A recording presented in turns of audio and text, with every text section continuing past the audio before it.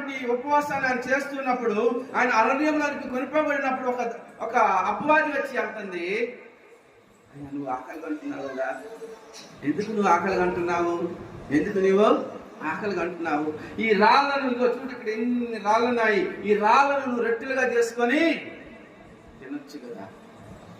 ఒక రోజు ఉపవాసం ఉండాలంటే పక్కన ఏ ఉపవాసం అమ్మాయి, రోజు ఉపవాసం రోజు ఏంటి ఉపవాసం?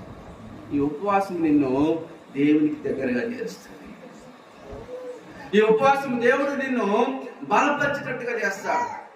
2 కొరింథీయులకు రాసినటువంటి పత్రిక 4వ అధ్యాయము 16వ వచనంలో ఉంటది, కాగా మేము అధైర్యపడము.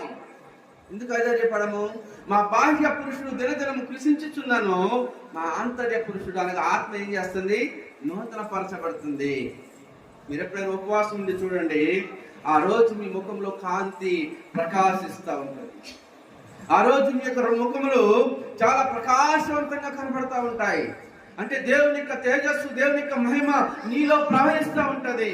నీలో రక్తము కూడా చాలా సులువుగా ప్రవహిస్తూ ఉంటది. ఎందుకంటే మనలో ఉన్నటువంటి వ్యర్థములన్నీ కూడా అది ఏం చేస్తుంది? బయటికి పంపించి ఆ రోజు మనం తిననటువంటి ఆహారము మన శరీరంలో కొవ్వుగా చేర్చబడినటువంటి ప్రతిదీ కూడా ఏం చేయబడుతుంది? కరిగిపోతుంది, అరిగిపోతుంది, శుభ్రమైపోతుంది. ఒక మాటలో చెప్పాలంటే అందుకనే ఉపవాసం 2 రకాలుగా నీకు ఉపయోగం. ఒకటి నీ ఆంతర్య పురుషుడు బలపడతాడు, ఒకటి నీ శరీరంలో ఉన్నటువంటి చెడు అంతా కూడా తీసివేయబడతాడు. అందుకని ఉత్తమమైనది ఏంటి?